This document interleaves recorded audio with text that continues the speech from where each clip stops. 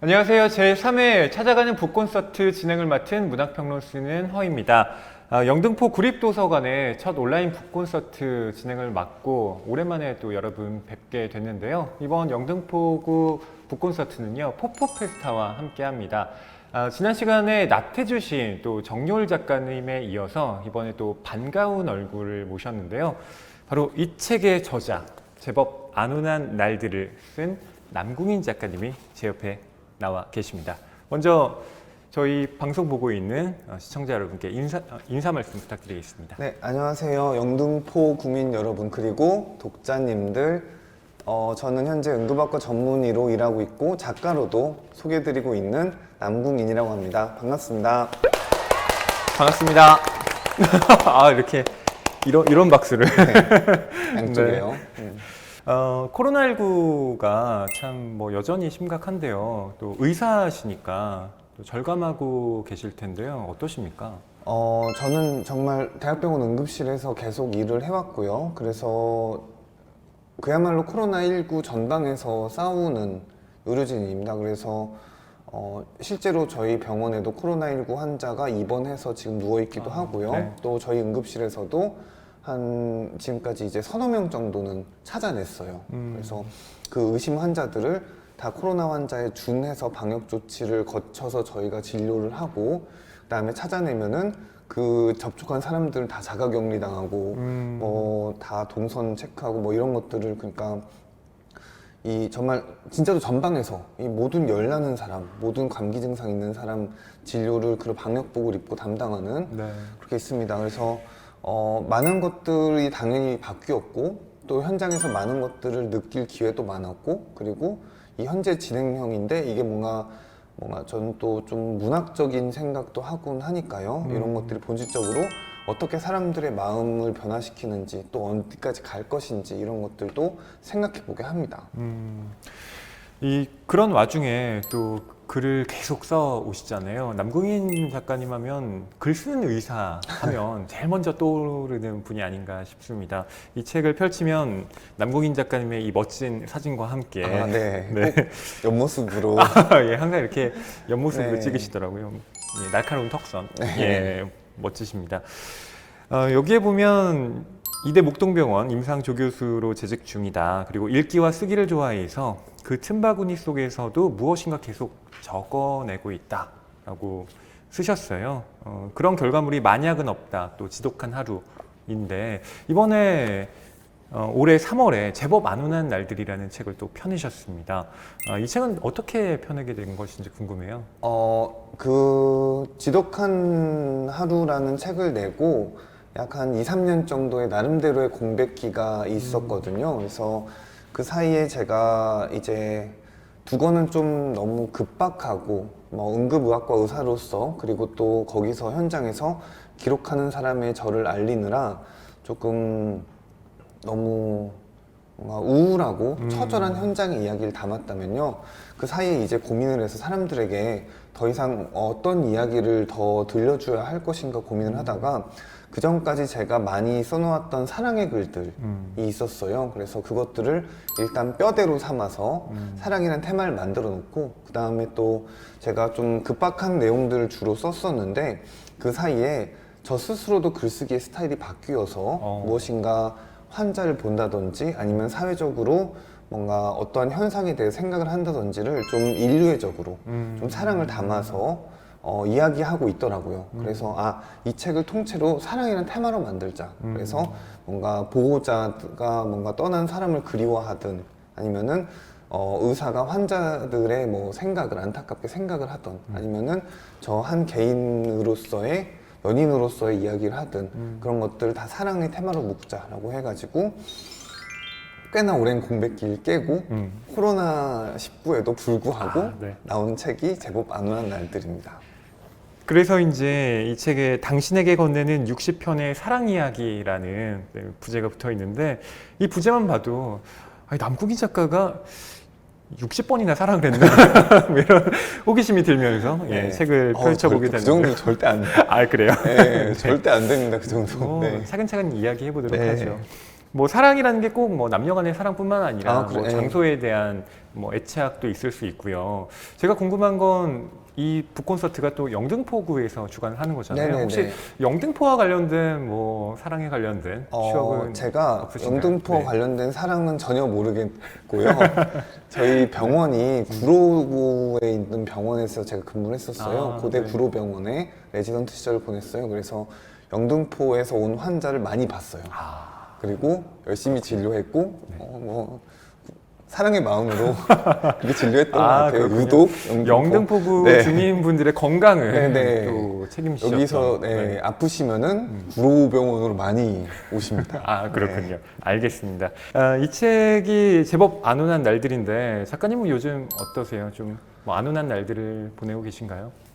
나름대로 코로나 처음에는 뭔가 우리가 공포심도 있고 그다음에 낯선 사람들의 경계도 있고 그리고 인류가 이 바이러스에 대해서 잘 몰랐으니까 그것 때문에도 좀 무서움 같은 것들이 있었는데 이제 뭔가 몇 차례의 사태를 겪고 적응되고 조금 이 현장도 조금 나아졌고요. 네. 이게 그전이랑 프로토콜이나 이런 방역 시스템은 똑같아요. 하지만 의료진들도 좀 적응을 하고 있고 환자분들도 좀 뭔가 적응을 하는 느낌이 확실히 들어요.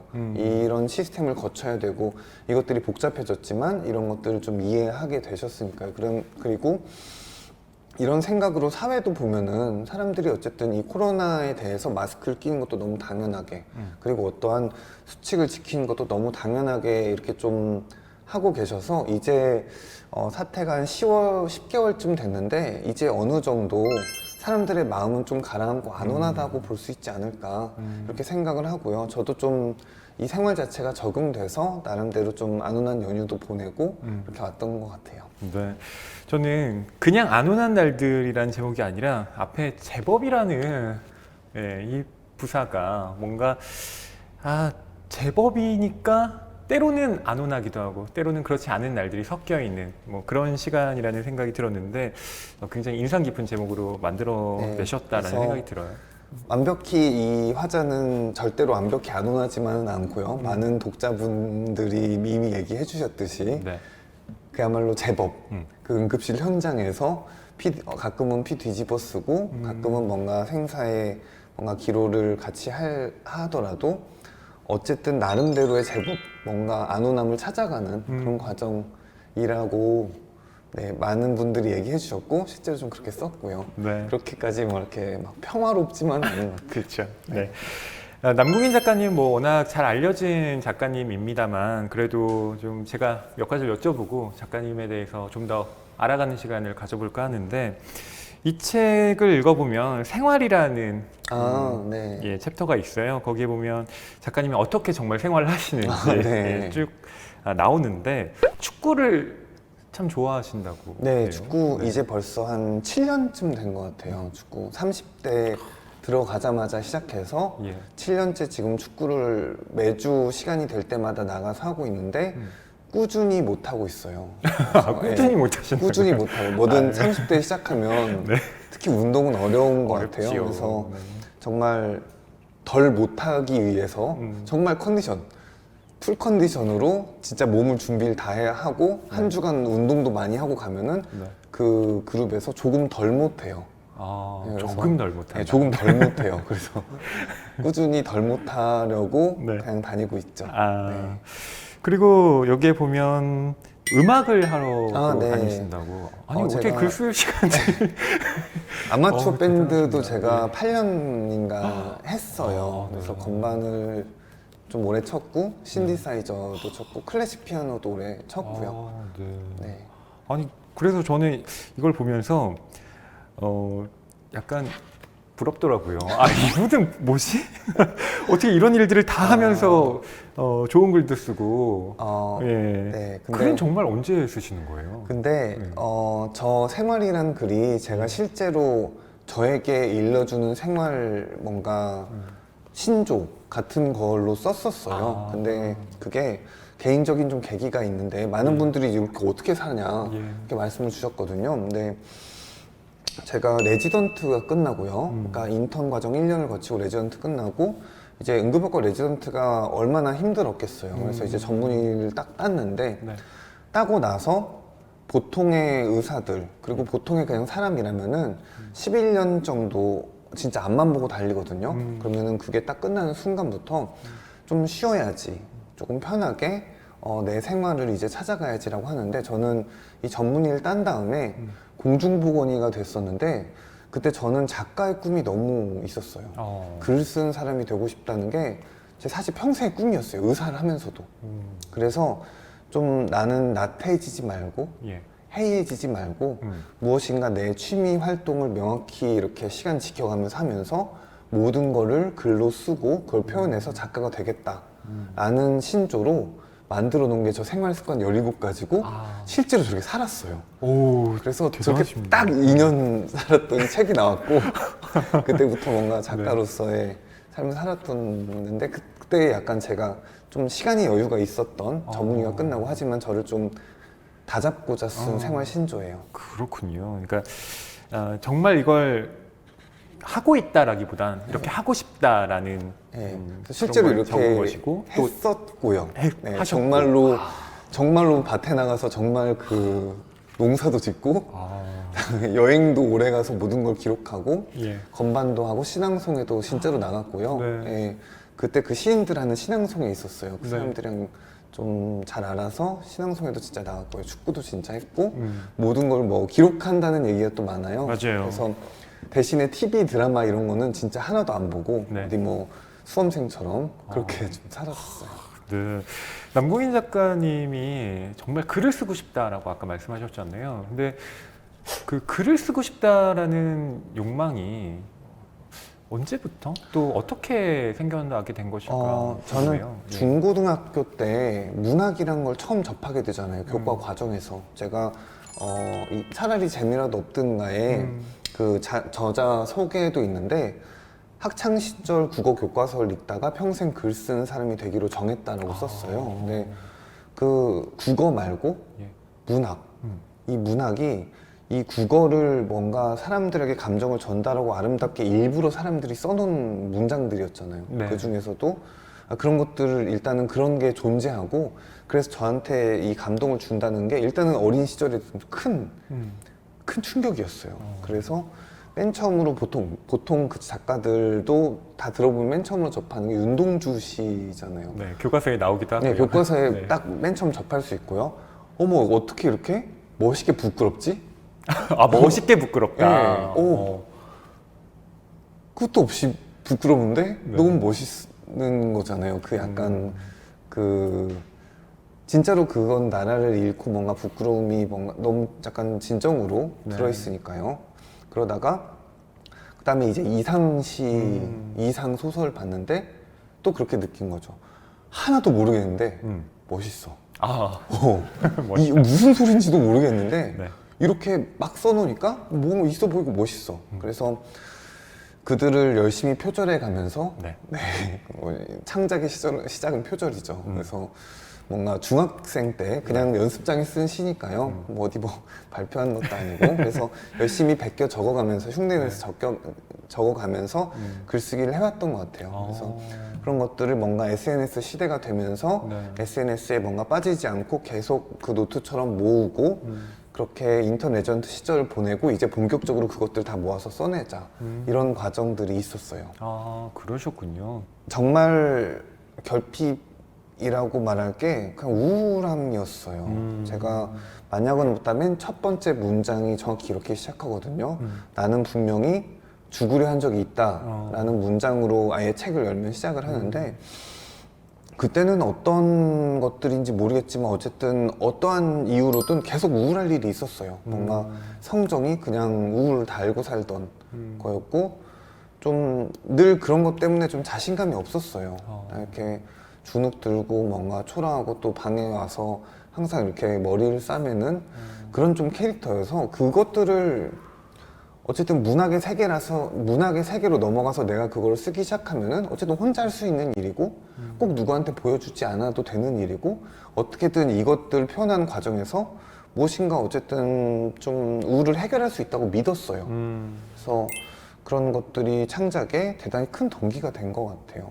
그 사실을 제가 데뷔작의 맨 첫 네. 번째 문장에 고백하면서 시작을 하게 된 거죠.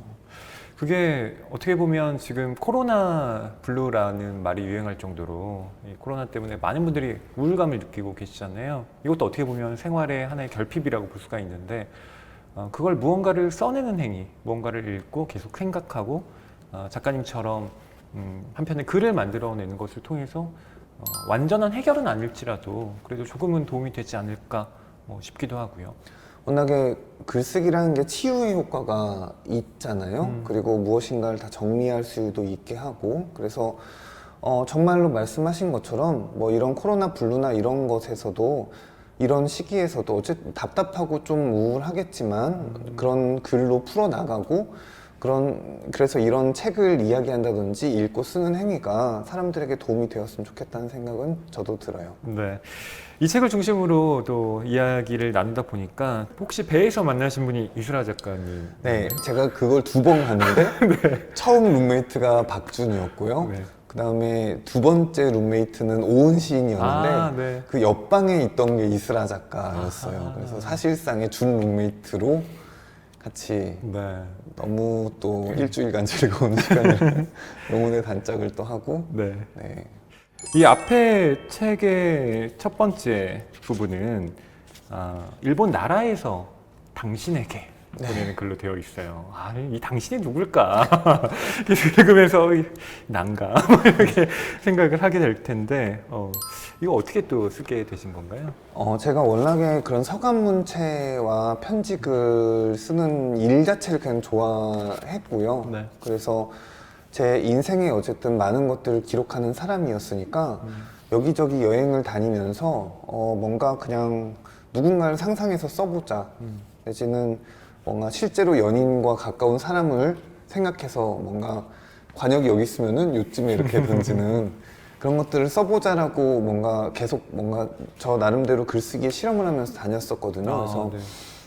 서간문들이 저 스스로 많이 남아 있었는데 이 서간문이라는 게 특성상 무엇인가 숨기지 않고 고백을 하는 그런 문장들이 계속 나오게 돼서 네. 저는 제 서간문을 좋아했어요. 그래서 이번 기회에 이 사랑에 대한 테마로 넣을 때 어떤 사랑이 들어있는 이 서간문이 잘 어울리겠다라고 생각을 해서 그동안 있던 서간문 중에 베스트 3만 꼽아서 베스트 3 엄선한 거군요. 네, 엄선한. 그래서 나라에서 당신에게, 네. 그다음에 중간에 응급실에서 당신에게, 그리고 마지막엔 파리에서 당신에게 이렇게 3개를 넣었고요. 네. 그다음에 저는 뭔가 이런 것들이 제 책 맨 처음에 펼치면은 그렇게 모든 문장에서 당신을 생각해오던 내가 당신에게라고 이 사인에 적혀 있어요. 이 사인 밑에 그러네요. 이렇게 적혀 예. 있어요. 이게 이 책의 맨 마지막 문장이거든요. 이 책의 맨 마지막 문장. 근데 이런 방식으로 이 편지글 같은 게, 이 편지글이 제가 이거를 읽는 독자분들에게 이렇게 모든 문장에서 당신을 생각해오던 뭔가 이 사람이 보내는 일종의 뭔가 서간문이라든지 메시지로 읽혔으면 좋겠다는 생각이었어요. 그래서 사인에도 그렇게 적었고, 그다음에 이 책의 맨 마지막 문장이 그렇게 끝나요. 그렇군요. 모든 문장에서 당신을 생각해오던 내가 네. 당신에게. 네. 남궁희 작가님이 뛰어난 에세이스트라고 생각이 드는 것이 그 문학적 소양이 아무래도 바탕이 되었기 때문이 아닌가 싶은데요. 이 에세이를 읽어보면 아까 말씀하신 대로 서간체의 형식도 있고 또 일종의 소설 형식, 그러니까 꽁트 네. 형식으로 쓴 에세이들도 있고, 예. 그러니까 굉장히 다양한 형식을 고민하고 계시는구나라는 생각도 드는데요. 네. 어떠신가요? 그래서 이 책엔 정말 제가 옛날에 썼던 진짜 짧은 거의 5줄 정도밖에 안 되는, 제가 어떠한 뭔가 사랑의 책이라든지 시를 읽고 감화돼서 쓴 뭔가 이런 감정의 그런 것들도 일부러 저의 옛날 모습이니까 넣은 것들도 있었고요. 그 다음에 제가 또 신문 칼럼을 이제 5년 넘게 연재를 하고 있어요. 네. 그래서 칼럼니스트로. 그래서 진짜 그 신문에 실었던 칼럼도 한 2-3개가 있고요. 그거야말로 거의 뭐 극과 극인 것들이죠. 네. 그 다음에 그 전까지 이야기해오던 응급실 이야기들도 그대로 있고요. 그거는 어떠한 장르로 표현하기 어려운 거라고 저는 스스로 생각하거든요. 거기 벌어진 일들을 극화되고 미화돼서 뭔가 화자인, 응급학과 화자인 제가 나와서 뭔가 환자를 보는, 그게 건조한 이렇게 문체로 쓰여지는 그런 것들이, 그 다음에 서간문도 아예 있고요. 아예 소설 형식도 있고요. 그래서 이번 책에 정말 제가 올해 3월까지 뽑을 수 있는 가장 실험에서 가장 좋았던 글들을 가장 최선을 다한 문장을 보여주려고 여러분께 노력한 그런 결과라고 생각해 주시면 될 것 같아요. 결코 허투루 만들어지지 않았다. 네, 네. 이 저자로. 당연하지만 허투루 그럼요. 만들어지지 않았다. 네. 네. 이게 또 사랑 이야기다 보니까 아무래도 정말 남궁인 작가님의 연애를 좀 엿볼 수 있는 네. 챕터에 눈길이 가게 되더라고요. 이를테면 뭐 마지막 술집 같은 네. 챕터를 보면 우리는 새로운 연애를 시작했다라는 문장으로 시작을 합니다. 근데 이 연애가 그 새로 만나신 분이 이제 이사 간 지 얼마 안 된 동네에 살고 있는데 우리 그냥 술집을 이 동네에 있는데 한번 다 가보면 어때? 이렇게 하고 술집을 그러니까 배회라기보다는 술래하는 그런 여정이 딱 그려지더라고요. 네, 정말 대학 때 이게 또 대학 대학교 때, 얘기군요. 네, 아하. 대학교 때 얘기인데 그때 그냥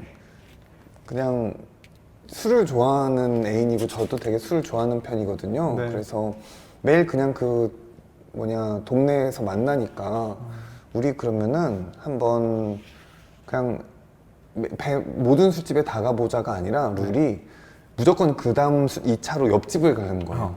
일단 옆집. 무조건 옆집을 가죠. 그 옆집에서 뭘 팔든 가야 되는 거죠. 그래서 중국집이 연이어 2개 있으면은 중국 음식을 1차 때도 먹고 2차 때도 먹어요. 그럼 저희끼리 괜히 그냥 매일 노는 게 일이니까 그렇게 한탄을 해가면서 노는 거죠. 그래서 그랬던 뭔가 잠시의 경험을 바탕으로 네. 소설적으로 써본 내용입니다. 네. 여기에 또 나오는 글을 읽어보면 남궁인 작가님이 당직을 서시는 경우가 참 많잖아요. 근데 밤에 일하시고 아침에 퇴근하실 때 참 피곤한 몸을 이끌고 운전해서 집까지 가야 되니까 얼마나 힘드시겠어요. 그래서 전화를 누군가 하는데 네네. 특히나 어머님과 네. 하신다고요. 네. 정말 전 되게 특이한 직업이거든요. 저는 무조건 직장에 출근하면 아침에 퇴근해요. 아침 9시, 8시 반 이럴 때 남들이 활기차게 출근을 하는 때죠. 그래서 이렇게 다 씻고 이제 다 나와서 직장에 이렇게 딱 앉아서 커피 한 잔 내리고 오늘의 업무를 시작하는 그런 식인데 저는 그때 퇴근을 하는 직업인 거죠. 그때만 퇴근해요. 그때만.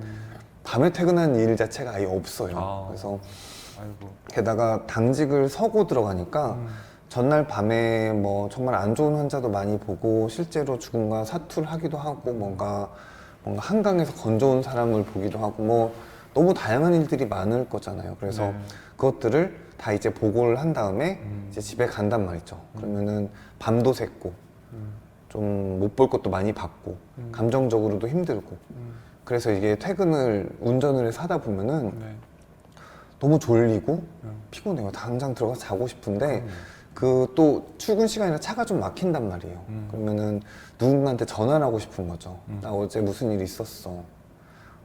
어제 그런 일이 있어서 좀 힘들어. 근데 제가 그래서 이 전화를 좀 친한 친구한테도 한번 해봤어요. 근데 친한 친구 출근해야 돼. 아침이니까요. 그래서 아침부터 뭐야 이렇게 끊고 친동생한테도 걸고 뭔가 그런 식으로 애인한테도 걸어보고 했는데 뭔가 이렇게 좋은 반응이 없어요.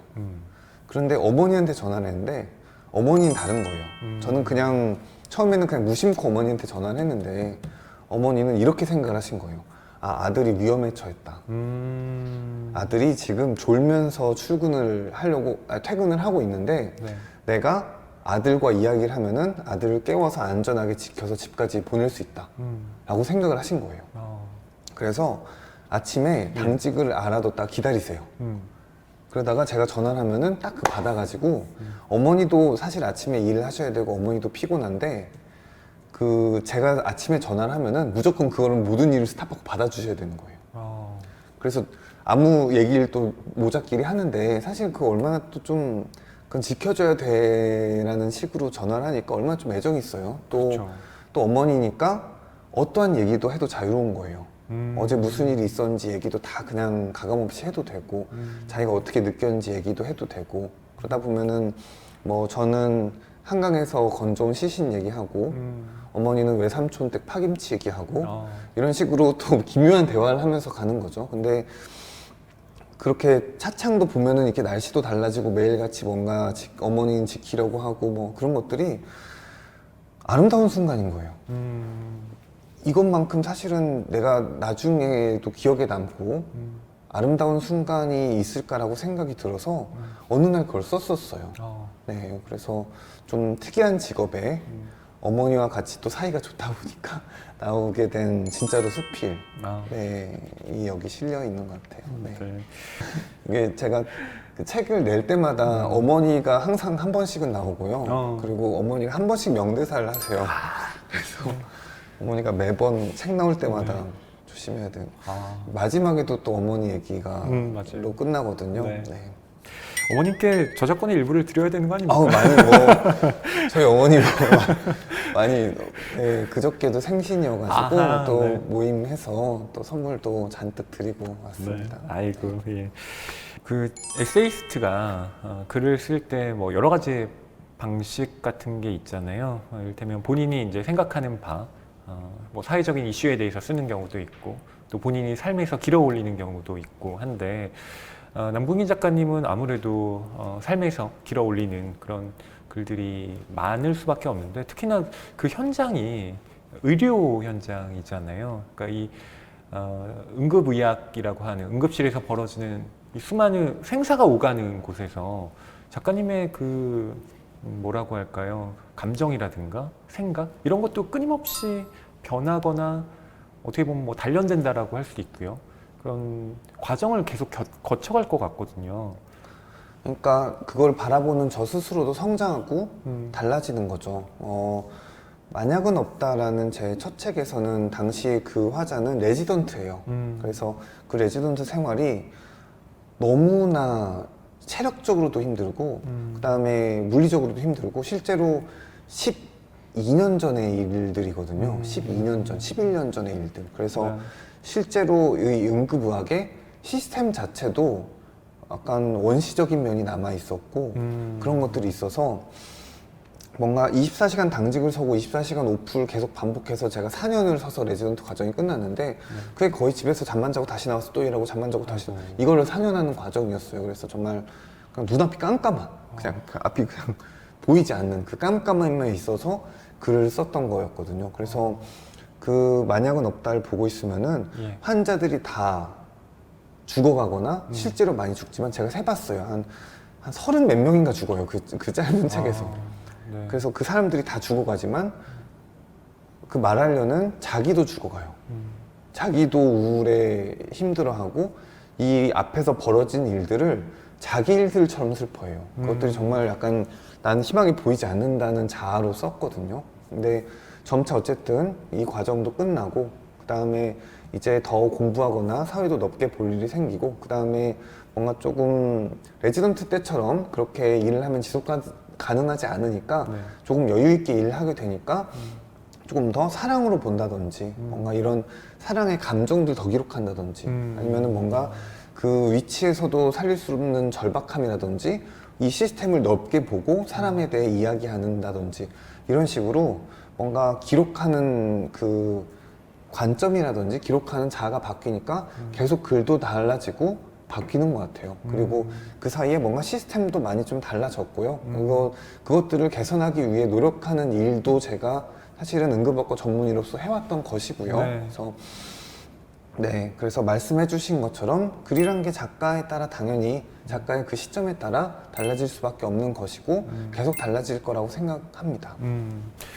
저는 남궁인 작가님이 글을 쓰실 때 또 나름대로 어려움을 겪지 않으실까 싶은 것이 뭐냐면 이게 병원에서 일어나는 일들이 또 내 이야기일 뿐만 아니라 다른 사람의 이야기, 그러니까 환자분들을 비롯해서 환자들의 가족 이야기를 어쩔 수 없이 내 글에 기록할 수밖에 없잖아요. 그럴 때 내가 어디까지 써야 하고 이건 좀 바꿔야 하고 뭐 이런 그 글쓰기의 뭐 말하자면 일종의 윤리라고 할까요? 거기에 대해서도 상당히 많이 고민하실 것 같아요. 네, 너무너무 많이 고민을 하고 너무너무 많이 힘든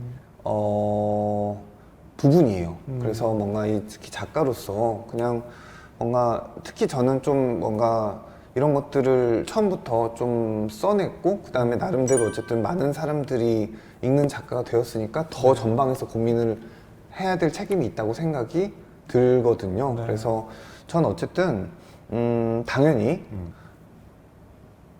사실인 게 그대로 쓴 적은 아예 없어요. 그대로 쓰진 않아요. 그리고 여기 뭐 평생의 행운도 어쨌든 제가 가장 잘 쓸 수 있는 글이라고 했지만 절대로 그 노부부의 그 할아버지는 그렇게 말하지 않았어요. 제가 어쨌든 거의 다 대부분의 뭐 어떤 내용이라든지 형식이라든지 이런 것들도 다 거의 창작에 들어간 거예요. 하지만 어쨌든 응급실에서 벌어질 수 있는 일을 기반으로 해요. 이 일은 응급실에서 벌어질 수 있고 누군가 겪은 일일 수도 있지만 정확히 이 사례에 부합하는 일은 절대로 일어나지 않았어 라는 어느 정도의 기준이 있어요. 그래서 여기 어쨌든 모델이 된 거의 한 4~5명 정도가 겹쳐져서 거기 들어가 있어서 어떤 사람도 이게 자기 얘기라고 볼 수가 없을 거예요. 네, 그 정도까지 그거는 어쩔 수 없는 창작인 것 같아요. 네. 제가 응급실 이야기를 그대로 썼어요 라고 한 번도 말할 수가 없었던 것도 그 때문이었어요. 그리고 실제로 그렇게 적지도 않았고요. 그래서 특히 뭔가 문학계 그런 뭔가 남을 기록한다는 데 윤리가 있잖아요. 그런 것들이 좀 이슈였기도 하고 근데 저는 진짜 이 환자까지 엮인 정도가 되어서 누구보다 그걸 많이 고민하고 어떠한 것도 뭔가 드러나지 않게 했습니다. 네. 이 책을 이렇게 읽어보면서 작가님은 정말 사랑에 대해서 물론 이 책을 통해서 뭐 읽어보게 되고 짐작도 되지만 작가님은 직접 사랑을 뭐라고 말씀하실까 굉장히 궁금했거든요. 남궁이 정의하는 사랑은 이것이다.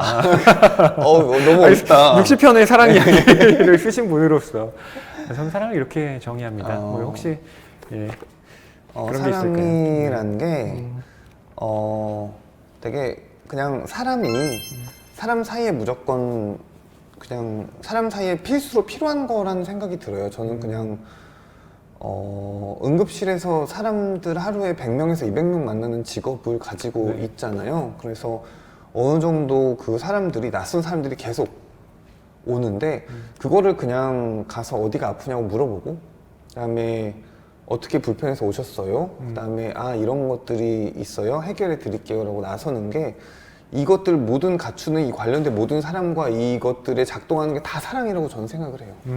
그래서 저는 그냥 굳이 뭐 당연히 저희 가족들도 사랑하고 연인이 있다면 연인도 사랑하겠지만 일단 그것보다 좀 더 넓은 개념으로 이런 그 사람들을 돌보고 이런 개념에서 이 사랑이라는 게 그냥 작동을 해서 우리 사회가 움직이고 있다는 생각이 들어요.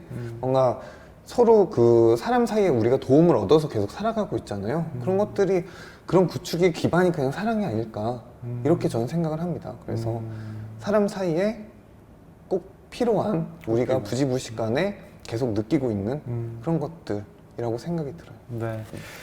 그런 다양한 또 병원에 얽힌 이야기, 사람들이 나와서 이 책을 더 풍부하게 구성하는 게 아닌가 싶은데요. 그 차례가 보통 뭐 어떤 소제목을 달 수도 있고요. 부를 더 다양하게 나눌 수도 있을 텐데 이번 책은 파트 1과 파트 2 딱 간명하게 2개로만 나누셨어요. 그것도 이유가 있나요? 이게 병원과 비병원입니다. 그쵸. 그래서 뭔가 일단 편지를 넣어서 뭔가 이렇게 모든 문장에서 당신을 생각하고 있는 내가 이것들을 쓴다 뭐 이런 방식으로 좀 배치를 했고요. 그 다음에 처음이 비병원이에요. 처음 굳이 병원을 하지 않은 게 제가 그동안 병원 이야기를 많이 해왔으니까 이번엔 조금 다른 이야기로 열고 싶었고요. 그래서 처음에 그냥 생활하는 사랑도 하고 이별도 하고 술집도 다니고 뭔가 어이없는 이유로도 연인과 헤어지는 그러면서 생활은 열심히 하는 그런 개인적으로 살아오던 저를 좀 보여드리고 그다음에 이 2부에서는 제가 계속 해오던 이야기 그러니까 병원 일에 관련된 칼럼이라든지 사회 이야기라든지 제가 본 환자에 대한 이야기들이라든지 그런 것들로 구성을 했어요. 이 남궁인 작가님이 또 그 사회적인 또 발언들을 많이 하세요. 네. 특히나 소방직 공무원분들에 대한 이야기도 쓰시고 인권에 대한 문제를 많이 언급을 하시는데요. 이렇게 사회적인 약자들에 대해서도 특별히 목소리를 강하게 또 내시는 이유에 대해서 여쭤보고 싶어요. 제가 처음으로 글을 써서 알려지게 된 계기 자체가 SNS에서 이런 뭔가 우리 인기과 비인기과들 있죠. 의학에서도. 근데 이 비인기과들이 대체로 바이탈과들이에요. 진짜로 사람을 살리는 과들이죠. 그래서 응급학과도 마찬가지예요. 응급학과 인기 정말 없고 하지만 응급실에 진짜로 전문의가 없고 의사가 없으면 사람이 진짜 죽어나가는 과예요. 이런 과들이 정말 인기가 없거든요. 근데 응급의학과야 저는 그냥 그렇다고 쳐도 흉부외과 의사 진짜 없는데 이 흉부외과 의사가 진짜로 호출을 했는데 너무 멀리 있고 늦게 있어서 뭔가 제가 볼 때는 수술이라든지 처치가 불완전해서 환자가 사망하는 사건이 눈앞에서 너무 시리얼하게 벌어진 거예요. 그래서 그게 제가 견디다 못해 SNS에 제가 그 당직을 서면서 일필이지로 그 응급실 그 한복판에서 당직을 서면서 환자가 이른 다음에 바로 그 돌아와가지고 그걸 썼어요. 안타깝다. 나는 이 바이탈과 의사들이 비인기라서 환자들이 실제로 죽어가는데 이 시스템이라든지 이런 것들이 어이가 없고 안타깝다라고 썼는데 그게 정확히 제가 기억이 나요. 2013년 5월이었어요. 예. 벌써 7년 전 이야기인데 그전에는 제가 그냥 십작생이었어요. 어떠한 글을 써도 사람들이 제 글을 와서 읽거나 뭐 그러지 않았어요. 저는 그냥 지인들을 보여주려고 썼으니까요. 근데 그런 약자들과 사회적인 이야기를 제가 그전까지 썼던 그런 글쓰기의 문체로 이렇게 SNS에 올리고 사람들에게 알렸을 때 그것들이 파급력이 엄청난 거예요.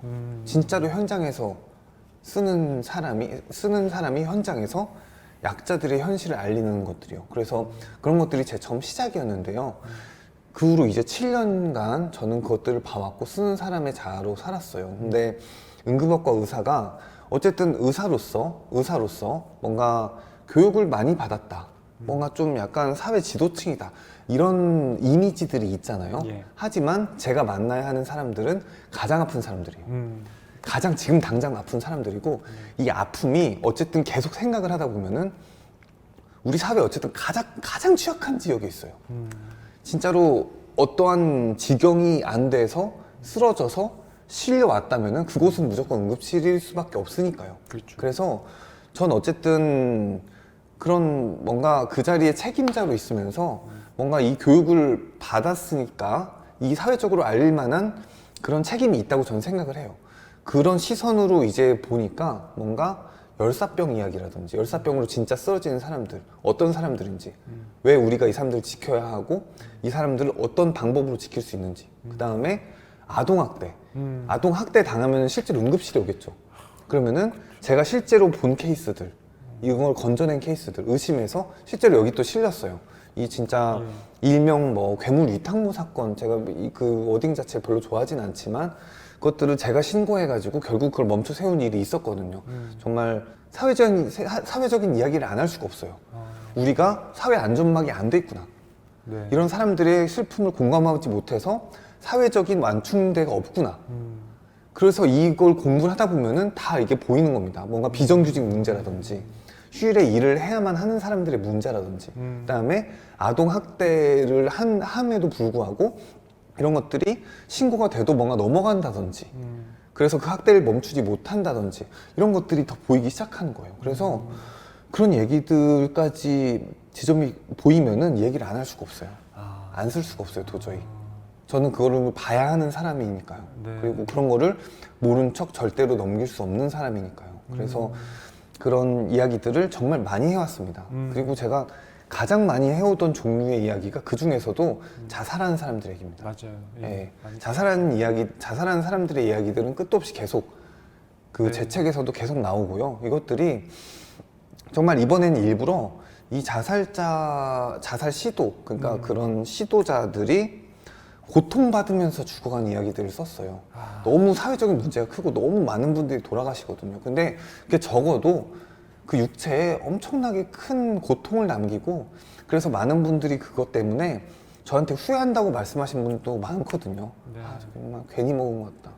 너무 고통스럽다. 이렇게 말씀하신 분들이 많아서 일부러 그런 내용들도 적었고요. 그러니까. 제가 어디 강연 갔다가 예. 제가 일부러 약간 잔인하게 적었는데 예. 그것들을 보고 저한테 말씀해 주신 분이 있었어요. 뭐라고요? 자기가 그때 진짜 안 좋은 선택을 하려고 했었는데 어. 그 글을 보고 안 했다. 어. 이것들이 두려워서 안 했다. 아.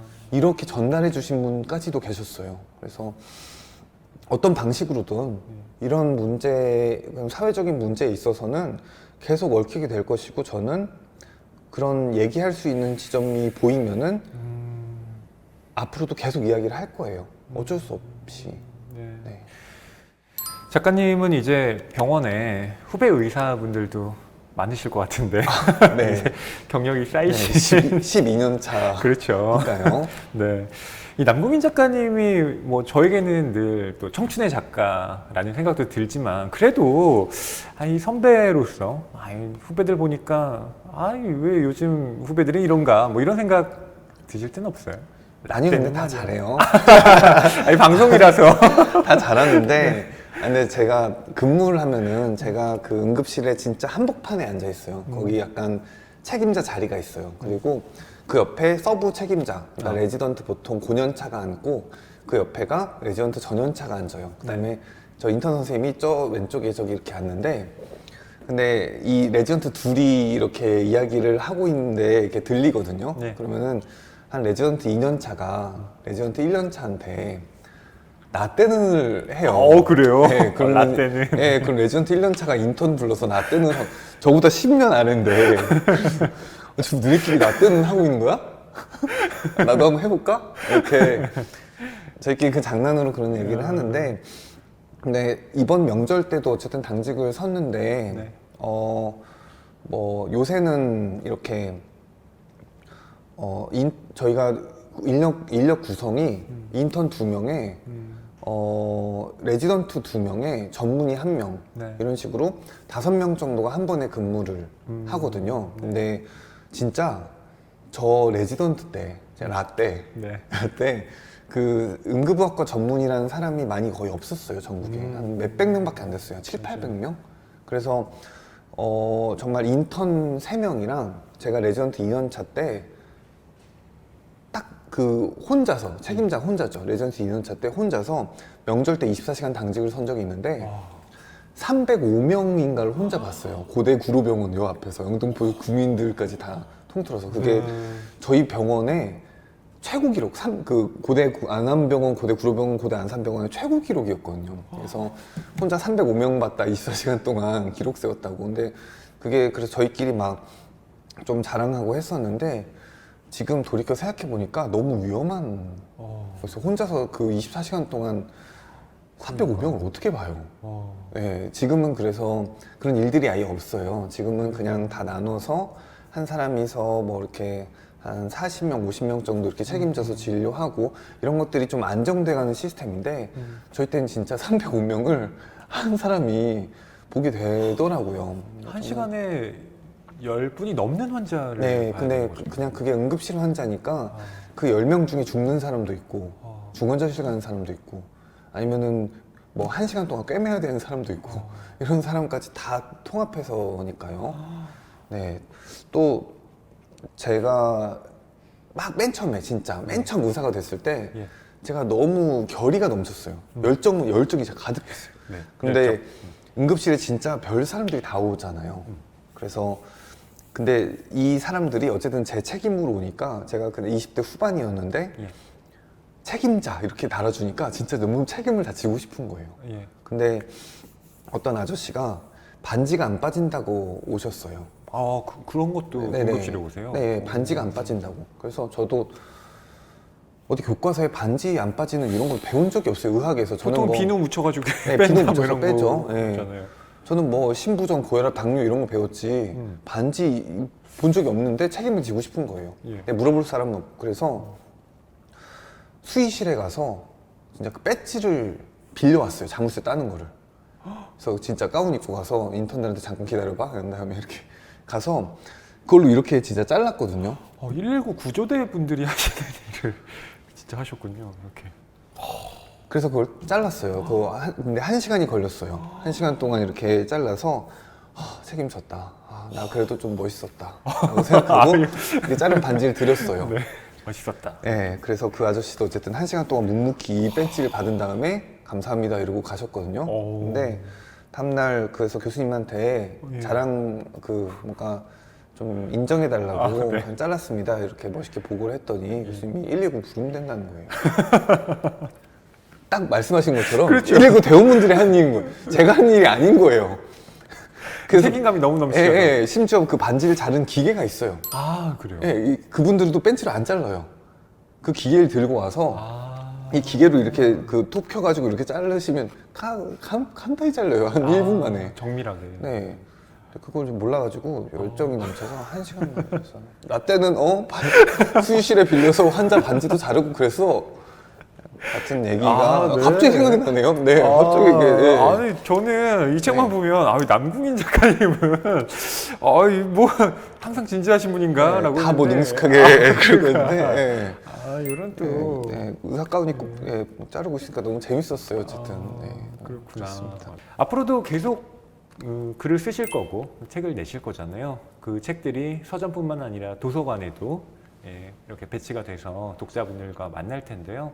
남궁인 작가님께 도서관이란 또 어떤 공간일지 여쭤보죠. 저는 한동안 도서관에 정말 출근을 했었어요. 네, 특히 여기도 그 도서관에서 글을 쓰는 대목이 이 제법 안 오는 날들에도 나와요. 네. 그래서 크리스마스 그 전날 일부러 자기 그냥 약속 없이 아무도 안 만나고 글을 쓰러 가서 그 환자 이야기들을 그 각색해서 쓰면서 이 고독을 돌아보는 남산의 불빛을 보는 그런 대목이 나와요. 근데 전 정말 이전에 작가가 되고픈 마음이 있었던 때부터 도서관 거의 집처럼 생각을 했고 정말 어떠한 일정도 없으면은 아침에 출근을 해서 다 그 열람실 닫을 때 다시 퇴근하고 진짜 그래서 절 스스로 출퇴근이라고 표현을 했거든요. 그래서 이 서가에서 뽑아서 그 흥미로운 책 다 읽어보고 그래서 꼭 하루에 한 권 이상 책을 읽고 거기서 무엇인가를 쓰고 남겨오고 이랬었던 공간이라 코로나 때문에 도서관 닫힌 게 저는 모든 공간을 다 닫아도 되는데 도서관 닫힌 게 너무 답답해서 도저히 견딜 수가 없는 거예요. 진짜 뭐 체력 단련실 술집도 닫아도 돼요.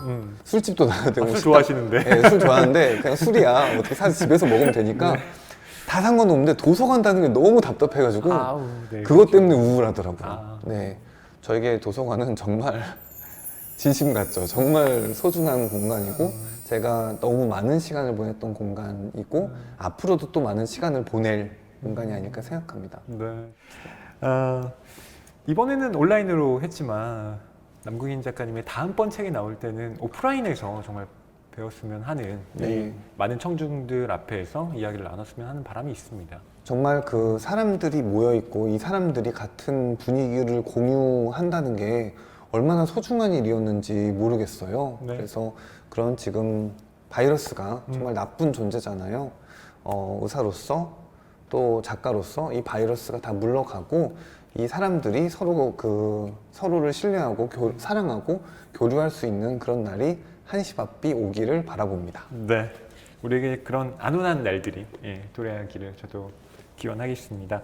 네, 찾아가는 북콘서트 남궁인 작가님과 함께 했습니다. 여러분 남궁인 작가님의 앞으로 쓰는 글들도 많이 아껴주시고요. 다음번에는 정말 여러분과 직접 대면하는 자리를 가졌으면 좋겠습니다. 모두 안온한 날들 보내십시오. 감사합니다. 감사합니다. 고생하셨습니다. 네.